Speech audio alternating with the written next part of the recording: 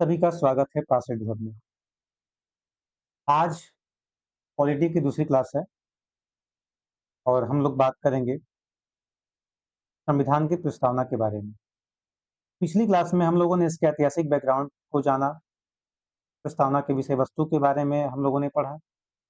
इसके बाद इसमें वर्णित जो प्रमुख शब्द हैं उनके विस्तृत अर्थ को हम लोगों ने जाना, प्रस्तावना के प्रमुख तत्वों को हम लोगों ने पढ़ा।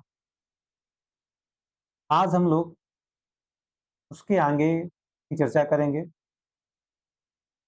तो आज की इस क्लास में मुख्य रूप से हम लोग प्रस्तावना के महत्व को जानेंगे, से संबंधित कुछ वाद विवाद जो हुए थे केसेस उसके बारे में जानेंगे और प्रस्तावना से जुड़ी कुछ परिभाषाओं को हम लोग पढ़ेंगे। उसके बाद प्रीवियस ईयर में किस प्रकार से क्वेश्चंस पूछे गए उसको हम लोग करेंगे हल, और आगे आने वाले एग्जाम्स में मोस्ट एक्सपेक्टेड क्वेश्चंस कैसे बन सकते हैं उनको भी करेंगे। तो आज टॉपिक को हम लोग पूर्ण रूप से समाप्त कर लेंगे। तो आइए हम लोग शुरू करते हैं आज की क्लास।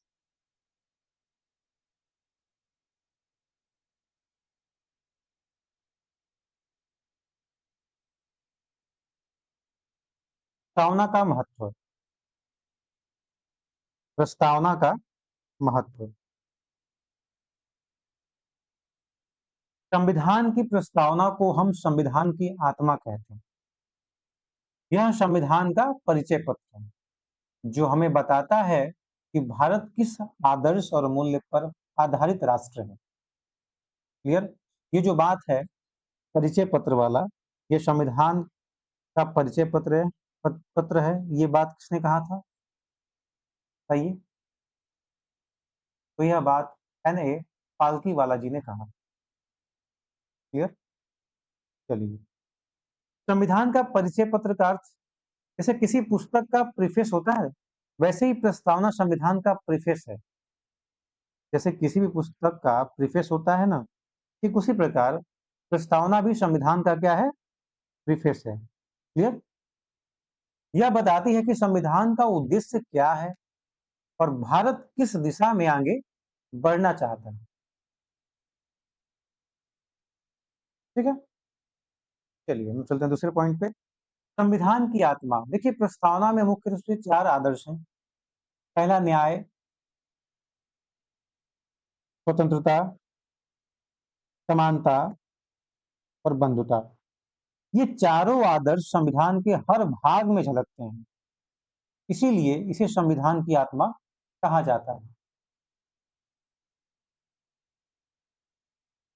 ठीक है, चलिए तीसरा पॉइंट है आपका जनता की आकांक्षा का प्रतिबिंब। जैसे प्रस्तावना के जो पहले शुरुआती शब्द हैं, बोल हैं, वो है क्या? हम भारत के लोग। इससे शुरू होता है ना प्रस्तावना। हम भारत के लोग से शुरू होकर प्रस्तावना यह स्पष्ट करती है कि संविधान की शक्ति जनता से आती है। कहां से आती है? जनता से।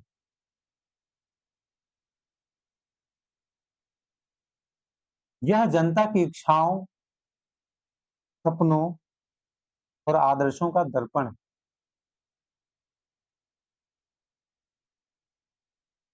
यह, चलिए नेक्स्ट पॉइंट। यह न्यायपालिका के लिए मार्गदर्शक है। सुप्रीम कोर्ट ने कई बार कहा है कि प्रस्तावना संविधान की व्याख्या में मदद करती है। क्लियर? चलिए, तो आइए हम लोग नेक्स्ट इसी से जुड़े, प्रस्तावना से जुड़े कुछ जो प्रमुख न्यायिक निर्णय है उसको हम लोग जाने। तो सबसे पहला जो केस था वो था बेरूवाड़ी यूनियन केस 1960।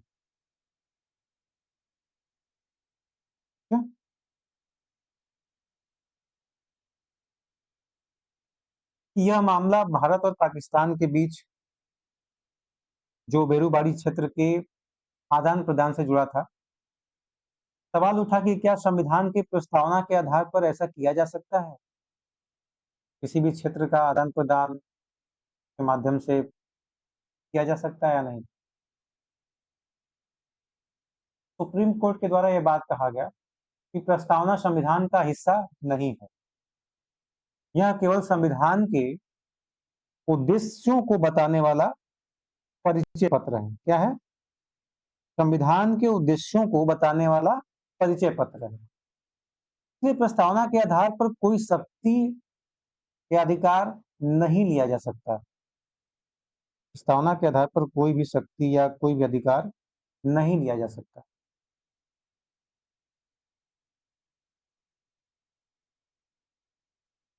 तो इस निर्णय से यह स्पष्ट किया कि प्रस्तावना का कोई स्वतंत्र कानूनी बल नहीं है। क्लियर? मतलब इसमें बताया उन्होंने कि प्रस्तावना का कोई स्वतंत्र कानूनी बल नहीं है। परंतु बाद में यह दृष्टिकोण बदला गया। कुछ आगे और भी केसेस हुए, जैसे दूसरा नंबर का केस है आपका केशवानंद भारती केस 1973। यह मामला संविधान संशोधन की सीमा से जुड़ा था। क्या संसद संविधान के किसी भी भाग को बदल सकती है? इस बात से जुड़ा हुआ यह मामला था।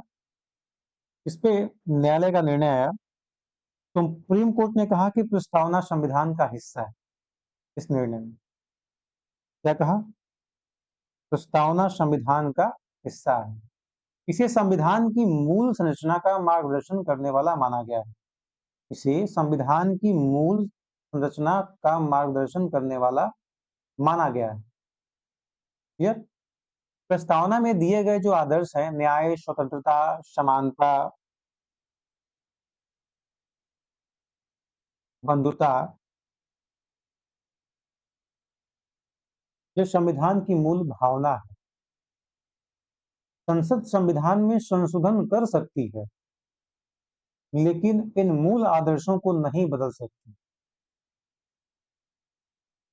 मतलब मुख्य रूप से बात करें तो इस निर्णय ने प्रस्तावना को संविधान की आत्मा के रूप में स्थापित किया। कौन सा निर्णय? केशवानंद भारती केस वाला जो निर्णय था, ने प्रस्तावना को संविधान की आत्मा के रूप में स्थापित किया। अब प्रस्तावना को संविधान की व्याख्या में मार्गदर्शक माना जाता है। क्लियर?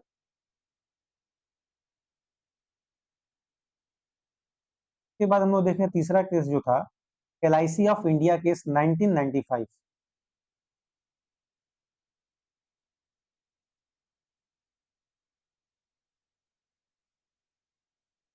मामला life insurance corporation of India से जुड़ा था, जिसमें संविधान की व्याख्या के दौरान प्रस्तावना की भूमिका पर फिर चर्चा हुई। फिर न्यायालय के द्वारा इसमें निर्णय दिया गया कि सुप्रीम कोर्ट ने दोहराया कि प्रस्तावना संविधान का अभिन्न हिस्सा है। तो क्लियरली मेंशन कर दिया गया क्या? प्रस्तावना संविधान का अभिन्न हिस्सा है। तो संविधान की व्याख्या में प्रकाश स्तंभ की तरह कार्य करती है। तरह प्रकाश स्तंभ की तरह।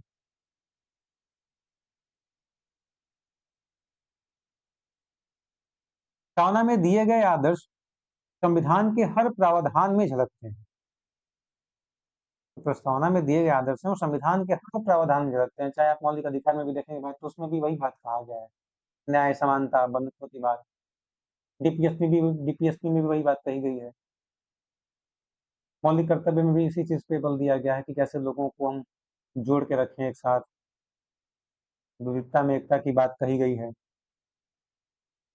तो हर जगह समानता का दृष्टिकोण, ये सारी बातें हमारे संविधान में हर जगह आपको दिखेगा। तो इस केस ने जो केशवानंद भारती के निर्णय को और मजबूत कर दिया। अब प्रस्तावना को संविधान की व्याख्या में एक अस्थायी मार्गदर्शक माना जाता है। वर्तमान में देखा जाए तो वर्तमान में प्रस्तावना को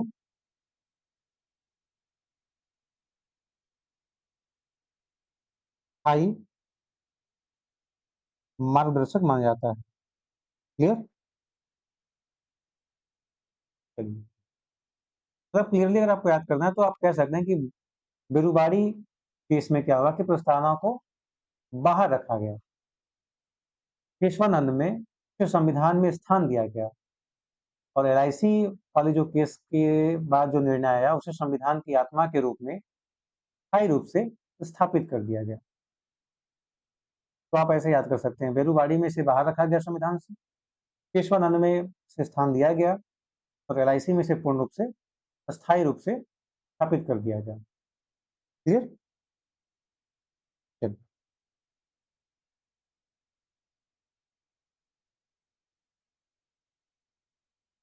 प्रस्तावना की कुछ सीमाएं हैं, जैसे प्रस्तावना न तो विधायिका की शक्ति का स्रोत है और ना ही उसकी शक्तियों पर कोई प्रतिबंध लगाने वाली। मतलब कि इसका मतलब है कि संसद या राज्य विधानमंडल की शक्तियां प्रस्तावना से नहीं आती है। संसद या राज्य विधानमंडल की शक्तियां प्रस्तावना से नहीं आती। शक्तियां संविधान के अन्य अनुच्छेद से मिलती हैं। क्या मिलती हैं? अन्य अनुच्छेदों से। प्रस्तावना केवल संविधान के उद्देश्यों और दर्शन को बताती है। जो प्रस्तावना है वह केवल संविधान के उद्देश्यों और दर्शन को बताती है। क्लियर? दूसरा पॉइंट है हमारा, प्रस्तावना गैर न्यायिक है, नॉन जस्टिसिएबल। यानी प्रस्तावना में लिखे गए आदर्शों को सीधे अदालत में लागू नहीं किया जा सकता। सीधे आप इसको अदालत में लागू नहीं किया जा सकता, इस प्रस्तावना को, जो भी इसके अंतर्गत बातें की गई हैं। मतलब कि कहें उदाहरण के रूप में, तो यदि कोई नागरिक कहे कि उसे बंधुता नहीं मिल रही है, तो वो सीधे अदालत में प्रस्तावना के आधार पर केस नहीं कर सकता। ठीक है? लेकिन अदालत संविधान की व्याख्या करते समय प्रस्तावनाओं को मार्गदर्शक सिद्धांत के रूप में इस्तेमाल कर सकती है। मतलब आप सीधे प्रस्तावना को अदालत में चुनौती नहीं दे सकते किसी भी बात को लेके, जो कि प्रस्तावना में वर्णित है। कोई भी आदर्श जो कि प्रस्तावना में वर्णित है, उसको आप लेके अदालत में कोई केस नहीं लड़ सकते, नहीं कर सकते कि हमें ये अधिकार नहीं मिल रहा है, क्योंकि ये गैर न्यायिक है। ठीक है? तो ये कुछ सीमाएं हैं इसकी, आप इन बातों को ध्यान में रखिएगा हमेशा।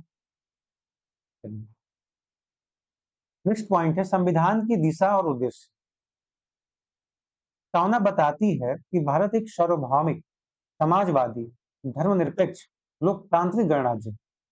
इनमें से समाजवादी और धर्मनिरपेक्ष शब्द जो है वो 42वें संशोधन 1976 में जोड़े गए थे।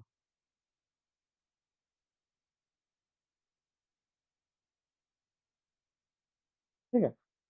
इनमें से जो आपका समाजवादी और धर्मनिरपेक्ष शब्द है वो 42वें संशोधन 1976 में जोड़े गए थे। क्लियर? मतलब इसमें जो भारत का स्वरूप है उसको बताया गया है। प्रस्तावना के बारे में बताती है कि भारत कैसा गणराज्य है, तो सार्वभौम, समाजवाद, धर्मनिरपेक्ष, लोकतांत्रिक गणराज्य। क्लियर? चलिए, अब हम लोग बात करेंगे प्रस्तावना की कुछ प्रमुख परिभाषाएं। जैसे के एम मुंशी के अनुसार प्रस्तावना को कहा गया है कि प्रस्तावना हमारे संपूर्ण लोकतांत्रिक गणराज्य का भविष्य फल। क्या कहा गया है? प्रस्तावना हमारे संपूर्ण लोकतांत्रिक गणराज्य का भविष्य फल है। ठीक? ये डायरेक्ट क्वेश्चन पूछ लेगा आपसे कि के एम मुंशी के द्वारा क्या परिभाषा दी गई, या परिभाषा लिख के पूछ दे ये परिभाषा किसके द्वारा दिया गया है, तो इसको आप लोग ध्यान से याद करिएगा। दूसरा पॉइंट है आपका, अलादी कृष्ण स्वामी अय्यर के अनुसार प्रस्तावना की परिभाषा दी गई है। वो क्या है कि संविधान की प्रस्तावना हमारे दीर्घकालिक सपनों का विचार। क्या है? संविधान की प्रस्तावना हमारे दीर्घकालिक सपनों का विचार। इसके द्वारा कहा गया है, अलादी कृष्ण स्वामी अय्यर के द्वारा। क्लियर? चलिए नेक्स्ट पॉइंट, पंडित ठाकुरदास भार्गव के अनुसार प्रस्तावना संविधान का सबसे सामान्यतः भाग है। पंडित ठाकुरदास भार्गव जी ने बताया है, कहा है कि प्रस्तावना संविधान का सबसे सामान्यतः भाग है। क्लियर? सबसे सामान्यतः भाग है।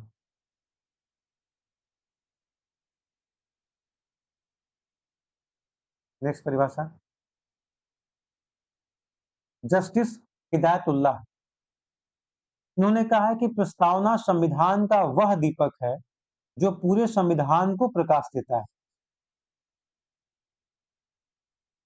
इन्होंने कहा है कि प्रस्तावना संविधान का वह दीपक है जो पूरे संविधान को प्रकाश देता है। क्लियर? नेक्स्ट,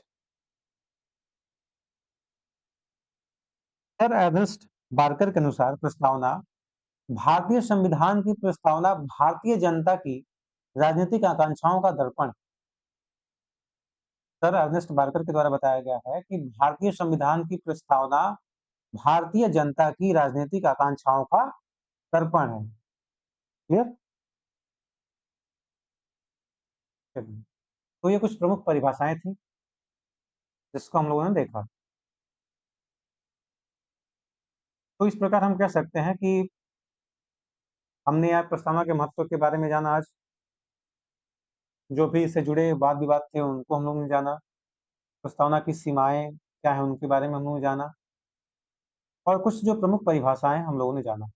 तो हमने प्रस्तावना से संबंधित जो भी क्वेश्चंस बन सकते हैं उसके संपूर्ण आयाम को हम लोगों ने कवर कर लिया।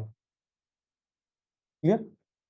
तो आइए हम लोग जुड़े इससे कुछ सवाल को कर लें जो कि प्रीवियस ईयर में पूछे गए हैं कई एग्जाम्स में।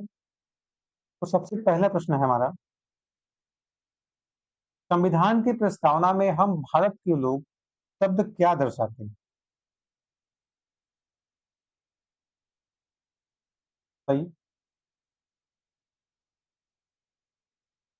संविधान की प्रस्तावना में हम भारत के लोग शब्द क्या दर्शाते हैं? तो ये दर्शाता है जनता की सर्वोच्चता, जनता की शक्ति। Option A is correct. Clear? Question पूछा गया है बड़े एग्जाम्स में।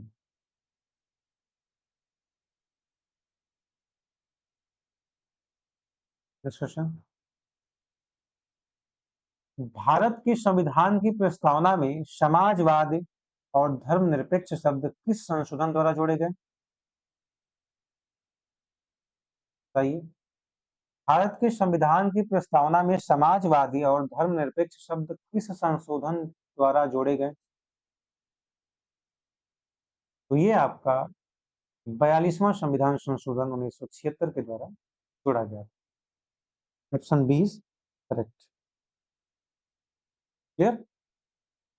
ये प्रीवियस में पूछा गया यूपीपीसी 2015 में और एसएससी 2008 में। नेक्स्ट क्वेश्चन, संविधान की प्रस्तावना में न्याय के कितने रूपों का उल्लेख? सही। संविधान की प्रस्तावना में न्याय के कितने रूपों का उल्लेख है? 3 रूपों का उल्लेख है। कितने? 3। कौन कौन से? सामाजिक, आर्थिक और राजनीतिक। क्लियर? ये भी आपके प्रीवियस ईयर का क्वेश्चन है। नेक्स्ट क्वेश्चन, संविधान की प्रस्तावना में बंधुता का उद्देश्य क्या है? सही। संविधान की प्रस्तावना में बंधुता का उद्देश्य क्या है? तो इसका उद्देश्य है आपका राष्ट्रीय एकता और अखंडता। क्लियर? चलिए नेक्स्ट क्वेश्चन, संविधान की प्रस्तावना में भारत को किस रूप में घोषित किया गया है? सही। संविधान की प्रस्तावना में भारत को किस रूप में घोषित किया गया है? तो भारत देश को सार्वभौम समाजवादी धर्मनिरपेक्ष लोकतांत्रिक गणराज्य के रूप में घोषित किया गया। Option C is correct.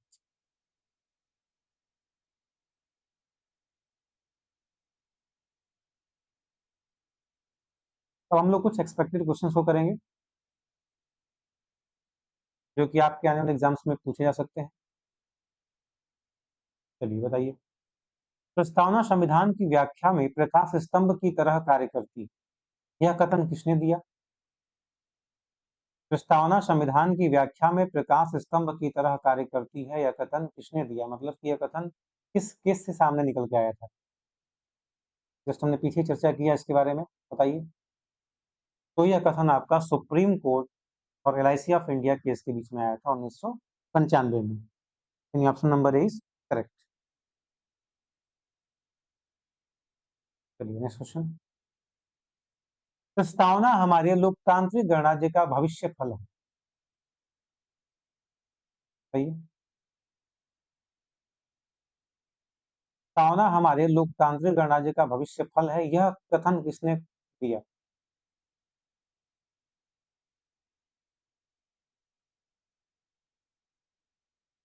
तो यह कथन के एम मुंशी के द्वारा दिया गया। Option number A is correct. चलिए नेक्स्ट क्वेश्चन। संविधान की प्रस्तावना में न्याय, स्वतंत्रता, समानता और बंधुता किस देश की क्रांति से प्रेरित है? सही। संविधान की प्रस्तावना में न्याय, स्वतंत्रता, समानता और बंधुता किस देश की क्रांति से प्रेरित है?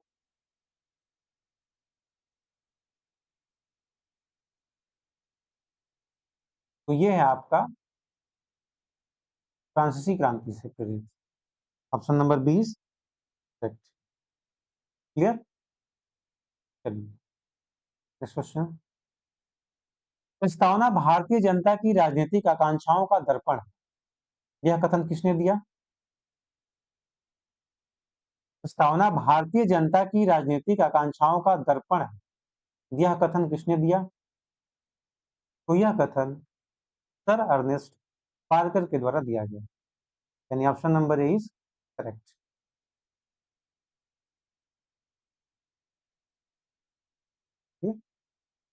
चलिए नेक्स्ट क्वेश्चन। संविधान की प्रस्तावना में स्वतंत्रता किन क्षेत्रों में दी गई?